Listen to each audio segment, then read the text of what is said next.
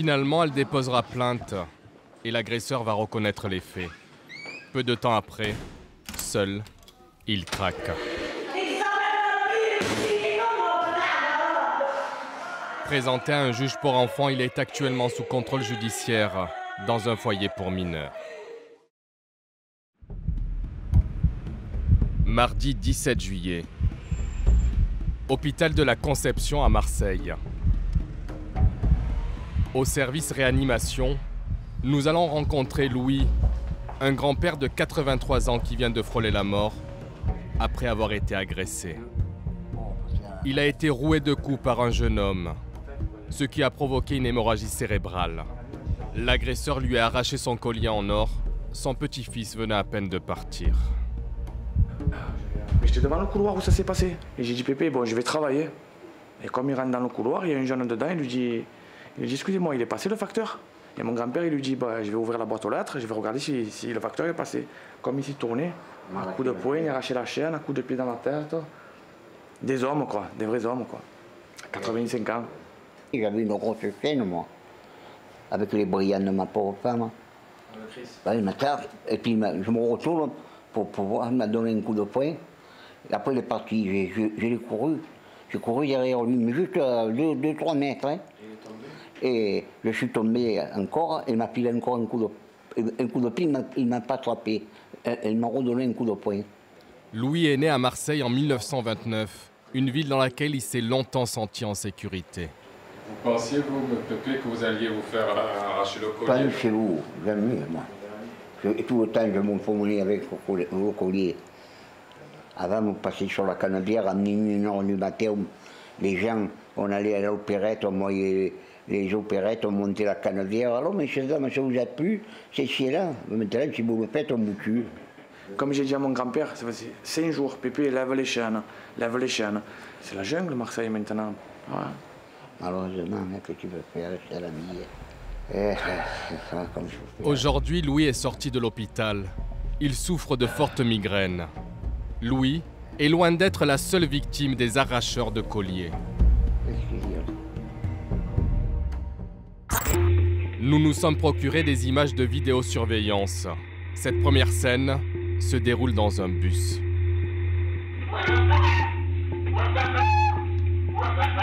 Les agresseurs font preuve d'une rare violence. Celui-ci saisit le sac d'un vieil homme avant de s'en prendre à son collier.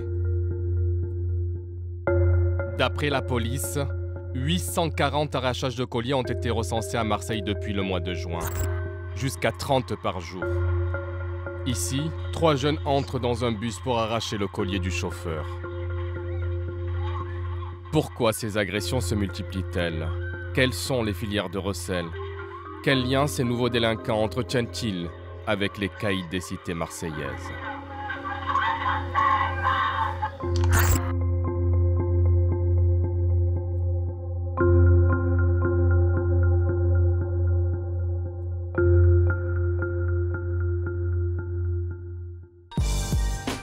Marseille est la ville française qui a vu apparaître le phénomène de l'arrachage en 2010. C'est aussi ma ville natale. Je veux comprendre comment cette violence a pu émerger brutalement. Ces 10 dernières années, plusieurs milliards d'euros ont été investis dans la rénovation de la ville, mais la délinquance persiste. D'après la préfecture, les vols avec violence ont baissé de 2,5% en 2012. Mais cela représente pas moins de 6 000 faits. Commissariat de Bougainville, dans les quartiers nord. J'ai obtenu l'autorisation de tourner avec une brigade spécialisée qui traque les arracheurs. Mais il faut y aller. Un voleur vient de sévir. Il a été interpellé en flagrant délit par la BAC.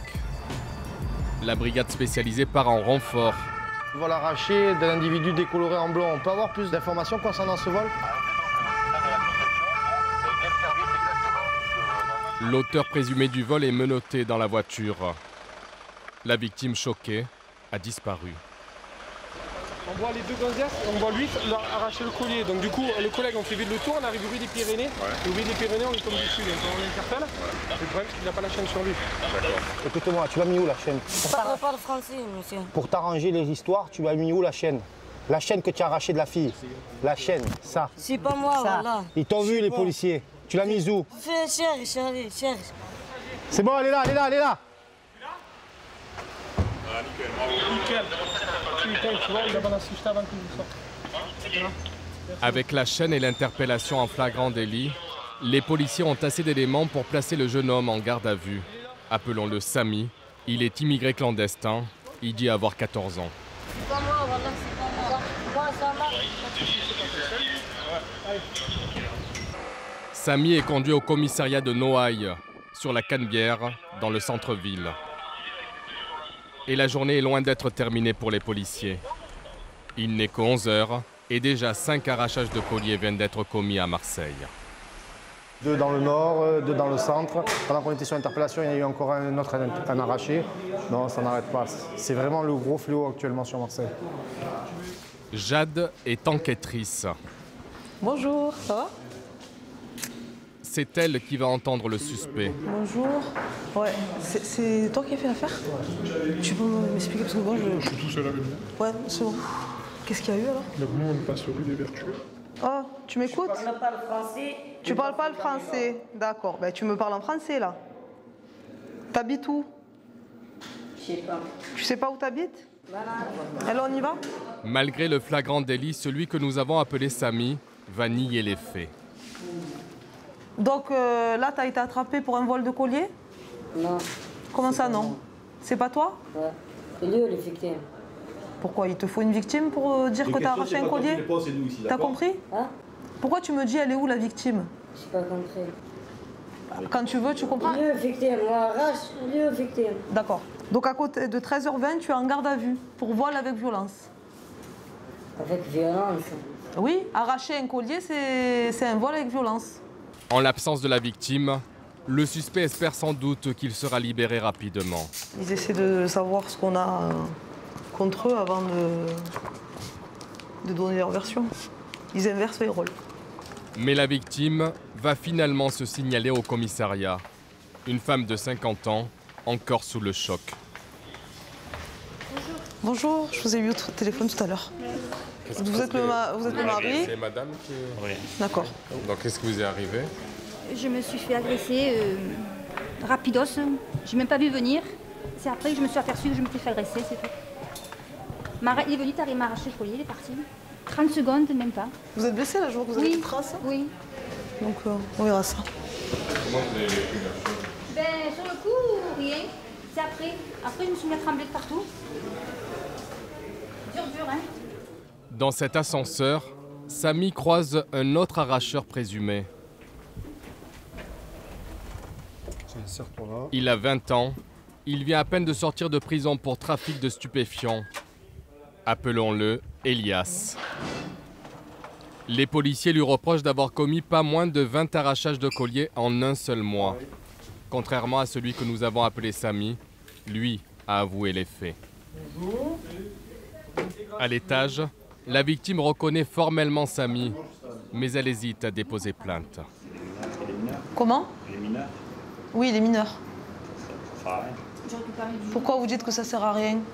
Parce qu'on est un petit de son âge et franchement, J'ai j'ai mon- plus mal au cœur qu'autre chose. Si personne dépose plainte, si personne signale à la police ce qui se passe, Oui.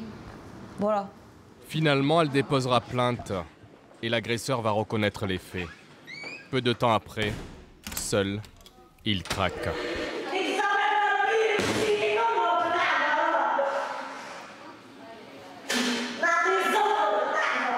Présenté à un juge pour enfants, il est actuellement sous contrôle judiciaire dans un foyer pour mineurs. Ce n'est pas le cas de celui que nous avons appelé Elias. Il doit retirer ses lacets. Lui, ce qu'il attend, c'est la comparution immédiate. Avant cela, il a rendez-vous avec le vice-procureur.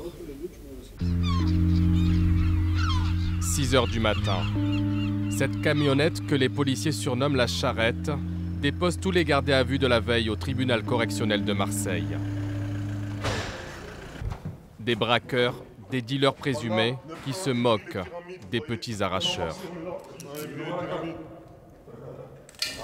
Nous, on n'est pas des arracheurs de collier, on est plus beau que ça, mon pote. Avant de recevoir Elias, le vice-procureur jette un dernier coup d'œil à son dossier. À Marseille, le parquet a décrété la tolérance zéro vis-à-vis des arracheurs de colliers. Nous, ce qui nous inquiète le plus, c'est la violence en fait, qui est utilisée à l'égard des victimes, qui plus est sont traumatisées par ce qu'elles ont vécu, avec toujours des incapacités temporaires de travail. Par exemple, aujourd'hui, dans ce dossier, l'une des victimes, puisqu'il y en a deux, a quand même 10 jours d'incapacité temporaire de travail. Cette victime, je l'ai rencontrée. Elle ne sort plus de chez elle depuis l'agression. Elle témoigne à visage caché de peur d'être reconnue par son agresseur. Comme Louis, l'homme de 83 ans que j'avais interviewé à l'hôpital, elle m'assure qu'elle a cru vivre ses derniers instants. On était dans le parking et tout à coup, on a entendu quelqu'un qui criait, qui arrivait par derrière d'une manière assez violente. Il m'a sauté au cou. Je ne me suis pas laissé faire. Et à partir de là, quand il a vu qu'il n'y arrivait pas, il m'a fait tomber par terre en arrière. Et il a commencé à me tirer donc, par les cheveux, par la tête. Il m'a tiré le long du sol. Quand j'ai vu qu'il allait me taper, me fracasser le crâne contre le sol, là j'ai dit ça va, c'est bon, c'est bon. Il a arraché la chaîne, il est parti. Ça terrorise. Hein. C'est-à-dire qu'on dort très mal. Ensuite, dans la rue, sans arrêt, lorsque quelqu'un me serre un peu de trop près, je fais que me retourner, je suis en état de panique. J'ai mon cœur qui se met à battre très très très fort. C'est très difficile à vivre. Retour au tribunal. Le vice-procureur va faire comprendre au suspect qu'il risque de retourner en prison. Allez, entrez. Ahmed Chafé est connu pour son intransigeance. Prenez place, maître.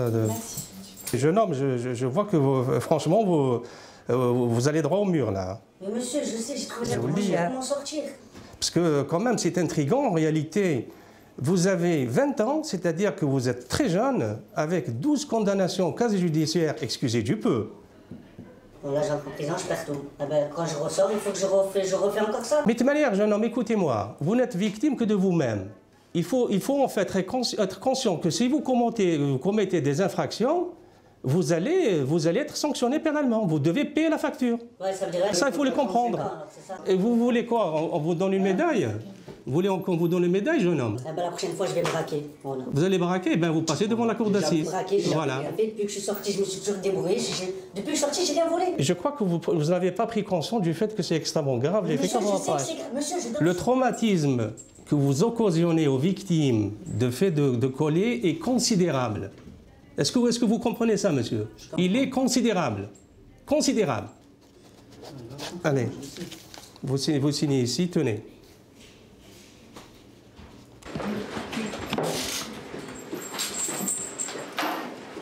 Tu as peur de la prison? Bien sûr, j'ai peur de la prison. C'est normal, j'ai peur de la prison, comme tout le monde. Je suis rentré 2 fois, ils m'ont fait la misère. Je ne vais pas vous mentir. Et donc, vous trouvez une formation et vous envoie en prison. Et après, c'est normal que vous faites plus grave. Jugé en comparution immédiate le jour même, ce jeune homme que nous avons appelé Elias a été condamné à 3 ans de prison ferme.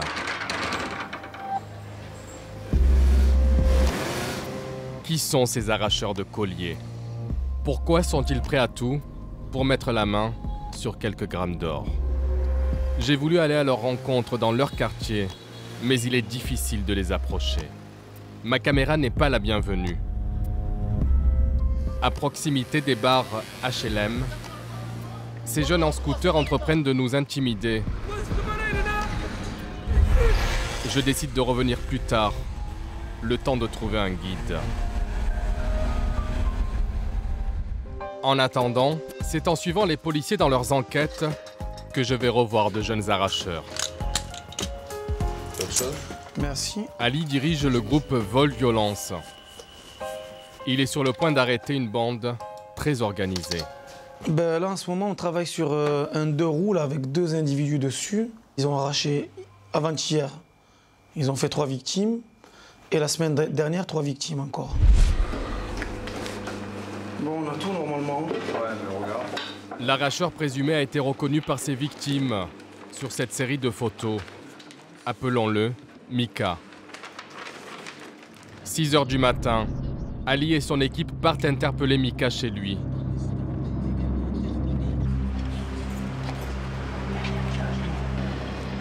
Il vit dans cet immeuble. C'est au dernier étage. Ici. Police. 25 mètres carrés, où vivent 4 personnes dans une grande promiscuité. Bonjour madame, c'est la police. Et où mon Et où ton frère? Le suspect n'est pas chez lui. Il est pas encore rentré? Non, je l'attends. Il vient de sortir. Non, je l'attends. Bon, ben, on l'a pas trouvé au domicile. Apparemment, il est encore dehors. Donc là, on va procéder à une perquisition. Son frère est majeur, donc il va assister à la perquisition. Il va signer avec nous le procès-verbal. Les policiers fouillent l'appartement à la recherche de preuves. Ils ne trouveront pas de collier en or, mais sur le toit, il y a un sac de planqué. L'outillage d'un arracheur. Touche pas avec les mains, regarde. Ce qu'il y a dedans, c'est à qui? De toute façon, il y en a des... D'accord. Là, tu as des gants qui sont régulièrement utilisés pour les vols à l'arraché, les vols portières, une lacrymo, comme ça tourne mal, tu vois, si la victime un peu trop... on va dire que si elle se défend un peu trop, et je crois que au fond, tu as un couteau aussi. Voilà, 6h30 du matin, la mère de Mika rentre du travail. Qu'est-ce qu'il a fait encore? Il y a des bêtises, donc on veut le retrouver. Comme bêtise? Entrez s'il vous plaît. Oui, merci, c'est gentil. Il a arraché le collier. Ma foi, il vient, ça fait même pas longtemps qu'il est sorti. Il a fait des conneries. Qui paye? Moi, je suis pas contre la loi, je suis pour. Parce que j'aime pas quelqu'un qui m'arrache une chaîne ou bien que peut-être j'ai tombe avec une crise cardiaque, peut-être la tension, peut-être le diabète. Ce que je veux pas pour moi, je veux pas pour les autres. Elle élève seule ses enfants. Elle semble désemparée par les agissements de son fils aîné. Non mais je vous l'ai dit, à compter de maintenant, on le cherche. La mère, à 6h, elle était déjà dehors, elle est partie travailler. Et puis pendant qu'elle est partie, il y a quelqu'un qui a dû la contacter pour lui dire qu'il y avait la police chez elle pour faire une perquisition. Donc elle est revenue en panique, on la voit, elle est paniquée. Elle cherche à gagner sa vie honnêtement, mais bon, derrière, il y a un de ses fils qui fait des conneries. Et derrière, c'est tout le monde qui morfle, quoi. 2 heures plus tard, celui que nous appelons Mika est arrêté. Il est transféré au commissariat de Noailles sur la Canebière. Pour tenter d'obtenir ses aveux, les policiers le placent en garde à vue dans le cadre de 3 procédures pour vol à l'arraché et d'un cambriolage. Jade va organiser ce qu'on appelle un tapissage. Lui ne vous voit pas, par contre il peut vous entendre. Une présentation aux victimes de l'auteur présumé derrière une glace sans teint. Objectif, obtenir une confirmation définitive. C'est l'homme de lumière. C'est lui. Vous êtes sûr? La deuxième victime le reconnaît aussi. Le 1, avancez. 2 pas en avant, s'il vous plaît. Voilà. Tournez-vous sur la gauche. Malgré tout, le suspect persiste à nier les faits. Il demande une confrontation avec les victimes. 2 d'entre elles acceptent, un moment très rare que nous avons pu filmer. Entre le mise en cause et 2 des victimes. Donc madame, est-ce que vous maintenez vos déclarations? Donc à savoir que l'individu ici présent est bien l'auteur de... Donc je maintiens mes déclarations. On ne regarde pas comme ça, vous me regardez bien. Oui, je te regarde. Je vous ai dit quoi? Monsieur, je vous ai dit quoi? Vous regardez pas les victimes. Tu peux me regarder, hein, comment vous pouvez persister comme ça et dire c'est moi? Mais je suis sûre et certaine. Moi, je comprends pas, c'est un truc de fou. Non mais il n'y a pas de souci, allez-y. Faites ce que vous avez à faire, il va faire ce qu'il va en faire. Et le bon Dieu, c'est lui qui juge de toute façon à la fin. Mais là, c'est pas moi, c'est pas moi. Vous allez me dire je vais aller voler, je vais aller frapper des femmes. Il y a 4 personnes qui vous reconnaissent. Et encore, tu as pété des plans, assume, fais l'homme au moins, assume-la. Tu lui, c'est ma mère. Fille de ma mère, le bon Dieu me met. Mais arrête de parler comme ça. Pourquoi? Mais arrête de parler comme ça du bon Dieu. Arrête. Moi, ce que je veux, c'est mon collier. C'est mon collier que je veux. Même j'arrache. Ça pourrait être ta mère, voilà, ça pourrait être ta mère. Ta mère, elle a pas honte de toi, ta mère. T'imagines, ça arrive à ta mère. Elle se lève tous les matins pour travailler, ta mère. Ok, connard. C'est bien fait pour toi. Il aurait dû te massacrer la gueule, encore pire. Et toi, tu sais qu'elle sort de prison, j'ai ta tronche. Mais mes fils, de la fracasse ta tête. Il y a mon mari qui t'attend là-bas, il fracasse. Mika sera condamnée à 30 mois de prison ferme. Les victimes, elles, expriment une peur. J'ai peur pour plus tard, j'ai peur ce que va devenir Marseille et je pense même à partir d'ici. Alors pour vous dire, je suis née ici et je vais être obligée de partir de la peur. Quand les auteurs présumés n'avouent pas les faits, les policiers peuvent parfois s'appuyer sur la vidéosurveillance. 140 caméras filment en permanence les rues de Marseille. Là, on voit trois jeunes arriver. Grâce à elle, Ali, le policier, a pu étudier le mode opératoire des voleurs. Pour essayer de repérer des victimes potentielles. Ces 3 garçons sont mineurs. Regardez bien le jeune homme au t-shirt rose. C'est au dernier moment qu'il va s'en prendre à cette passante et lui arracher son collier. La victime n'a pas le temps de réagir. Les voleurs prennent la fuite. L'enquêteur Ali les arrêtera le lendemain.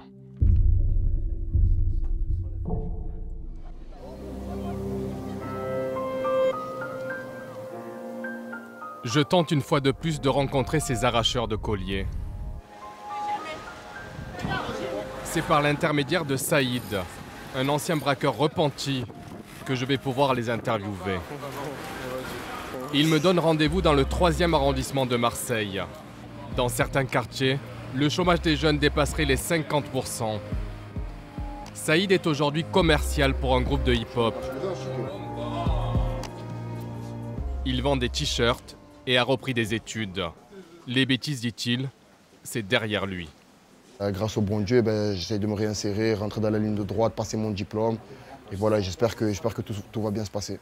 À l'extérieur du magasin, Saïd repère de jeunes arracheurs qu'il connaît. Ils ont entre 15 et 19 ans, tous en échec scolaire. Sans la moindre hésitation, ils vont m'expliquer comment ils opèrent, à 2 sur un scooter. Un regarde de ce côté, l'autre regarde de ce côté, dès que ça me voit une, ça s'arrête à côté d'elle. Et derrière, il descend, ça la prend, ça remonte sous scooter, ça part. Ou sinon, vitre ouverte, feu rouge, ça s'arrête, tu la prends, tu pars, tout simplement. C'est simple, hein? C'est ça c'est l'argent très facile. À l'abri des regards, l'arracheur nous montre son butin du jour, 500 €. L'argent de ce qu'il appelle le zéléra. Et voilà. À Marseille, vous savez comment on appelle ça à Marseille? Les zéléra, pour ceux qui connaissent. C'est quoi? C'est les chaînes en or. On dit zéléra pour pas que les gens ils comprennent, on dit aux chaînes en or. Dès qu'on passe à côté d'elle, on dit on veut la zéléra qu'elle a. On va pas vers la Belle de Mai, on va vers le Prado, ou vers Perrier, vers Castellane, là. Les gens de Bourges qui sont là. Ah ben nous, on leur casse le moral et on se remonte le moral à nous. Est-ce que tu as conscience qu'un jour ça peut tomber mal? C'est-à-dire que tu peux tirer un collier à quelqu'un, il tombe, il meurt? Ah oui. Ce sera le destin. D'autres arracheurs se greffent à la conversation. Je vais comprendre pourquoi ce qu'ils appellent le zéléra, l'arrachage de collier, est devenu leur sport favori. Tu sais que tu t'arraches? Eh ouais, eh ouais, ça rapporte beaucoup. L'or, c'est... ça rapporte. C'est le nouveau phénomène ou quoi? Eh ouais, c'est ça, hein, tous les jeunes du quartier, toujours tous. Ça part en scooter, ça tourne dans les quartiers. Et voilà, ça pète les chaînes en or. Hein. Vous n'avez pas conscience de la violence du geste? Moi, allez, on pense pas à ça, nous on pense qu'à l'argent. Mais on peut, des fois, on préfère le faire avec plus de délicatesse, mais après si on voit que la personne elle veut pas lâcher l'affaire, ben, on lui fait lâcher l'affaire. Voilà. Exactement. De quelle façon? La violence? Ah oui, violent. Moi je vise qu'un truc. Je m'en fous de la frappe, je sais pas quoi. Moi je vise un truc. Je prends de la chaîne et partir. C'est tout. Qu'est-ce qui a fait que ça a augmenté encore plus? Il y a beaucoup d'acheteurs qui disent ouais, ramène-nous de l'or, ramène-nous de l'or. Avant c'était les téléphones et tout. Maintenant ça marche plus avec l'or et tout, avec les chaînes en or et tout. Certains arracheurs marseillais affirment gagner jusqu'à 3 000 € par jour. Pas de voleurs sans receleurs. À Marseille comme ailleurs en France, la loi vient de changer. Depuis 1 an, les bijoutiers sont tenus de racheter l'or qu'on leur présente par chèque ou virement bancaire. Les transactions laissent désormais des traces. Alors, des receleurs ambulants sont apparus. Ils opèrent en pleine rue et ils achètent cash. Pendant 2 mois, Ali, le policier, et son groupe les ont photographiés. Bon, là, dans un premier temps, on les voit, là, tous les receleurs, ils sont un peu dispersés un peu partout dans la rue. Et puis là, d'un coup, là, il y a un individu qui arrive, apparemment pour leur proposer quelque chose à vendre. Ces receleurs ont été arrêtés. Ils rachetaient l'or aux arracheurs 10 fois moins cher que ne l'aurait fait un bijoutier. Ouais, donc là, il est en train de lui remettre un collier, on le voit bien, il est épais en plus. Là, il passe le bijou à son collègue, là, qui le pose là-dessus. On le voit, là, qui tient l'objet dans sa main droite, là. C'est une balance ou quoi, là, pour peser. Pendant que lui, il vérifie autre chose. Il vérifie quoi, la qualité de l'or, pour voir si c'est de l'or ou non. Et... Par rapport aux bijoutiers, comment est vendu l'or ici? Alors, par exemple, un collier comme ça, bon, il est vraiment épais, là, il peut se négocier autour de 500-600 €. Et normalement, un collier comme ça, il se vend facilement 4 000-5 000 €. Hein. Et qu'est-ce qu'ils font de cet or en général, vous avez une idée? Alors là, il y a une partie qui doit partir certainement chez les bijoutiers du secteur, hein, qui connaissent très bien. Une partie, à mon avis, qui doit partir au Maghreb. Que devient l'or des colliers arrachés? Où les receleurs échangent-ils leurs acquisitions contre de l'argent comptant? Pour poursuivre l'enquête et remonter la filière, je quitte Marseille et me rends au Maroc. Casablanca, la capitale économique du pays. C'est ici que certains receleurs revendraient les colliers arrachés. Au Maroc, plus encore qu'en Europe, le marché de l'or connaît une flambée sans précédent. Le gramme se négocie jusqu'à 48 €, 2 fois plus qu'en France. Selon nos informations, la revente des colliers se fait dans ce marché. Muni d'une caméra cachée, je me rends dans une échoppe avec 2 chaînes en or dont j'ai cassé le fermoir afin de laisser croire qu'elles ont été volées. Salam alaikum. Les 2 premiers.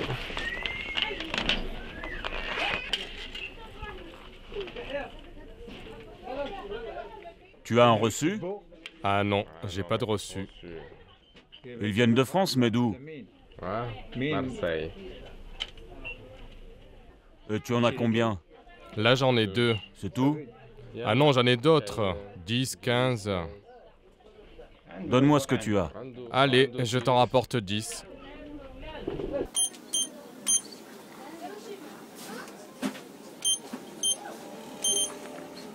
Écoute, je peux faire affaire avec toi? Oui, et en France, je peux m'en procurer 1 kilo si tu veux. D'accord, d'accord. 1 kilo d'or que ce bijoutier se dit prêt à m'acheter, 30 000 €. Je repars en prétextant un délai de réflexion. Un peu plus loin, une autre échoppe. Ce vendeur n'est pas non plus très regardant sur la provenance des colliers. 6 900 dirhams. 6 900 ? Soit pas moins de 690 € pour mes 2 chaînes. Avec la facture, ça l'a fait. T'as pas de facture? Ouais. C'est pas grave, monsieur. De toute façon, ça va à la casse. On va les fondre. Après les avoir fondus, on en fait d'autres bijoux. On les fait poinçonner par la douane et on les met en vitrine. De nombreux bijoux de cette vitrine sont peut-être issus de colliers arrachés à Marseille et refondus à Casablanca. Écoute, rassemble-moi tout ce que tu as et reviens me voir pour qu'on conclue l'affaire. Arracheur, receleur, bijoutier. 3 étapes pour un trafic qui s'avère de plus en plus rentable. Retour à Marseille. Les arracheurs vivent souvent dans les mêmes cités que les petits caïds qui contrôlent le trafic de drogue. Sont-ils liés? Je me rends avec Saïd, le braqueur repenti dans la cité où il est né. Impeccable, rien à dire.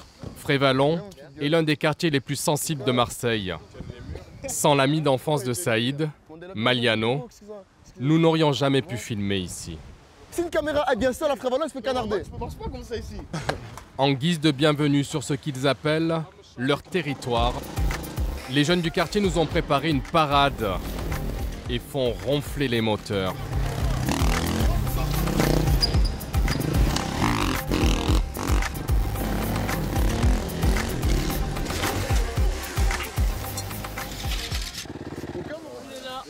Je demande à Saïd et Maliano si l'arrachage de bijoux n'est pas une première étape dans le parcours d'un délinquant.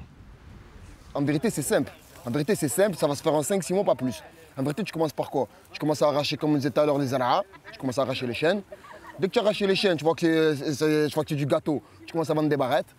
Dès que tu as vendu des barrettes, tu commences à vendre de la poudre. Tu Tu vois, dès que tu as vendu de la poudre, je commence à voir que l'argent, ça se fait. Je vais te dire, je commence à voir que ça rentre un peu moins et tu montes sur les bracos. Les bracos, c'est une source sûre. Tu vois. Après, une fois que tu as fait ça, après la catégorie dessus, je laisse le saumon de vous expliquer une fois qu'on a fait tout ça. Parce que là, après, c'est le summum. Tu vois, une fois que tu as fait ces 5 trucs, tu es arrivé au braco. Après, c'est une étape. Tu vois, mais déjà, rien que ça, c'est le summum. Mais lui, il va vous expliquer ce qu'il y a après. La conversation va prendre une autre dimension. L'ami de Saïd me parle de règlements de compte liés au trafic de drogue. Ceux-là même qui ont fait 15 morts depuis le début de l'année et qui donnent à Marseille son visage sombre et violent. Quand tu fais de l'argent sale, exemple, je vais sortir un exemple. Il y a un charbon ici, il y a un charbon là-bas. Le charbon d'ici, il marche plus que le charbon de là-bas. Le gérant de là-bas, il commence à péter un plomb, il commence à me voler mes clients. Je sors un exemple, hein. Moi je vais dire, comment ça me vole mes clients? De là, voilà, ça part de là, allez. Et maintenant, comme ça ne se sert plus des mains, c'est direct. Quoi? Le gun, frère. La Kalachnikov? Ah, arme de guerre, hein. Dans cette enquête, j'ai découvert que l'arrachage de colliers et le trafic de drogue étaient 2 business bien différents. Mais les arracheurs, la plupart mineurs, risquent de basculer dans le grand banditisme. En attendant, certains jeunes des quartiers luttent contre cette fatalité. Place Jean Jaurès, au cœur de Marseille, le terrain de prédilection des arracheurs. Je rencontre les Sbatata, un collectif de rappeurs qui a écrit un morceau sur l'arrachage de colliers. Ramène tout ta clique, on la fume comme mestique. De l'envoyer à la faquille, tu vois tout ce qui s'est passé. C'est le crime, baby, on a trop arraché de colliers. Les carmes et le panier, tu trouveras. Les Sbatata savent de quoi ils parlent. Certains sont d'anciens arracheurs, beaucoup ont fait de la prison, quelques-uns sont encore sous contrôle judiciaire. Tous se sont rangés grâce à la passion du rap. On incite les jeunes à s'en sortir, c'est ça. C'est ça, regardez, il y a des preuves de toute façon, il y a des mecs de la rue qui réussissent. Il y a comme des rappeurs, des footballeurs, des boxeurs, des médecins, des avocats, des... Tout, il y a tout. Là on arrive dans les studios de Street Kids, là on va aller voir Soprano. Ce soir, les Sbatata ont rendez-vous avec une voix célèbre du rap marseillais, Saïd, dit Soprano. Tout en restant marseillais, tu attaques Paris. On est là, famille. Tranquille. Une star qui fait figure d'exemple à suivre pour ces jeunes. En marge de leur rencontre, je décide de les faire réagir sur l'agression de Louis, le grand-père roué de coups, pour un collier en or. Je vais vous montrer quelque chose. Est-ce que pour une paire de baskets, on peut en arriver là? J'avais une grosse chaîne, moi, avec les brillants de ma pauvre femme. Et puis je me retourne pour pouvoir me donner un coup de poing. Ah, ils n'ont aucune valeur qu'ils ont fait ça. Ils n'ont pas de principe, pas de valeur. Tu fais pas ça à un vieux. Il faut sortir d'HP ou je sais pas, même tu sors d'hôpital psychiatrique, tu fais pas ça. Pourquoi? Pour une paire de baskets, 150 €, 200 €? C'est n'importe quoi, wallah. Nous, on ne cautionne pas ça, on n'aime pas les gens comme ça. Ça peut être mon père, tu vois ce que je veux dire? Ça peut être ma mère.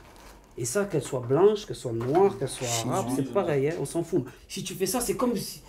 Ça veut dire que tu n'aimes pas ta mère, tu n'aimes pas ton père, tu n'aimes pas... Tu vois ce que je veux te dire? Ça veut dire que tu es capable de cracher à la figure de ton père ou ta mère. Ou même le père de ton meilleur pote. Et on espère vraiment que ça s'arrête. Déjà, nous, que ça s'arrête les calaches, parce qu'il y a beaucoup de mamans qui pleurent, des frères. Nous, ça c'est quelque chose que nous, à Marseille, on souffre beaucoup. C'est le dernier jour de mon reportage dans ma ville natale. Une marche silencieuse est organisée en hommage à Julien, un jeune homme de 26 ans tabassé à mort pour avoir regardé de travers un autre jeune de sa cité.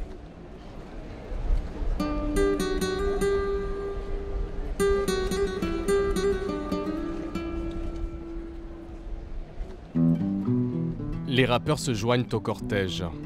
En tête, des femmes, pour la plupart des mères de famille. Certaines ont perdu un des leurs. La maman de Julien ne parvient pas à contenir sa douleur.